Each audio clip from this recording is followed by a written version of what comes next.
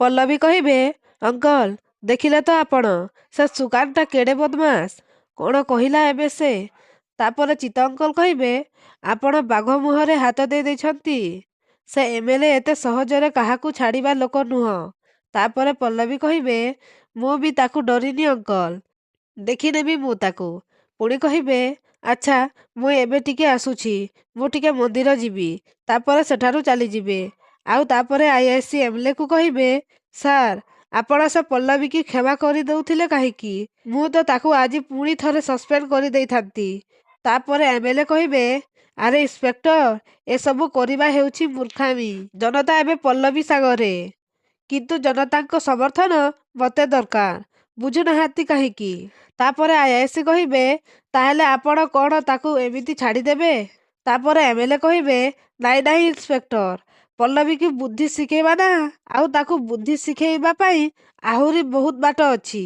ତାପରେ ହେମ କହିବେ, ତା ପର୍ସନାଲ ଲାଇଫକୁ ବରବାଦ କରି ତାକୁ ସବୁଦିନ ପାଇଁ ଗେଷ୍ଟରୋଲ କରିହେବ। ତାପରେ ଏମଏଲଏ କହିବେ, ଓହୋ, ବଡ଼ମାନେ କଥା ହେଲା ବେଳେ ଟିକେ ମୁହଁ ବନ୍ଦ କର ହେମୁ। ପୁଣି କହିବେ, ଆପନା ଗଲି ମେ କୁତ୍ତା ଶେର ହେ, ଏ କଥା ତ ଶୁଣିଥିବେ ଇନ୍ସପେକ୍ଟର। ତାପରେ ଆଇଆଇସି କହିବେ, ମୁଁ ଆପଣଙ୍କ କଥା କିଛି ବୁଝିପାରୁନି ସାର୍।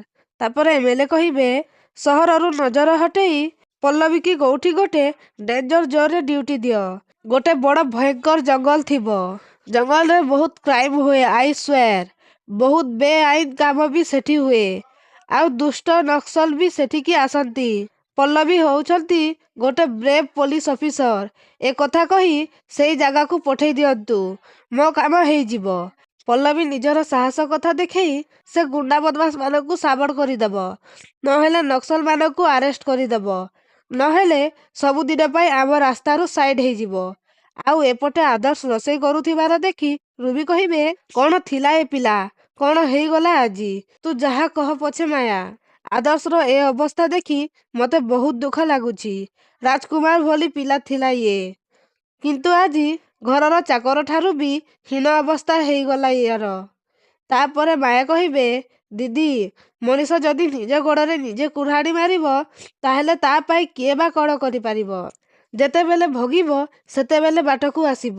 ତାପରେ ରୁବି ନିମ୍କିକୁ କହିବେ, ଆଜି ବ୍ରେକଫାଷ୍ଟରେ କ'ଣ ତିଆରି କରିବୁ ନିମ୍କି? ତାପରେ ନିମ୍କି କହିବେ, ଗାଜର ହାଲୁଆ, ପୁରୀ ଆଉ ଆଲୁ କଷା। ତାପରେ ରୁବି କହିବେ, ଗାଜର ହାଲୁଆ? ମାୟା, ଏଇଟା ତୋର ସ୍ପେଶିଆଲ ଆଇଟମ। ଗାଜର ହାଲୁଆ ତୁ ବଢ଼ିଆ ସେ ତିଆରି କରୁ, ତେଣୁ ଆଜିର ଡିସ୍ ତୁ ତିଆରି କରିବୁ। ତାପରେ ମାୟା କହିବେ, ଦିଦି, ଗାଜର ହାଲୁଆ ଆଦର୍ଶକୁ ବି ବହୁତ ପସନ୍ଦ।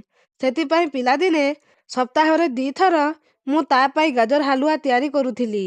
ଠିକ୍ ଅଛି, ଆଜି ମୁଁ ସମସ୍ତଙ୍କ ପାଇଁ ଗାଜର ହାଲୁଆ ତିଆରି କରିଦେବି। ଆଉ ତାପରେ ରୋଷେଇ ଘରକୁ ଯାଉଥିବେ, ଆଉ ଆଦର୍ଶଙ୍କ ଆଙ୍ଗୁଠି କଟିଯିବ। ଆଉ ଆଦର୍ଶ ଆ କହି ଚିଲେଇବେ।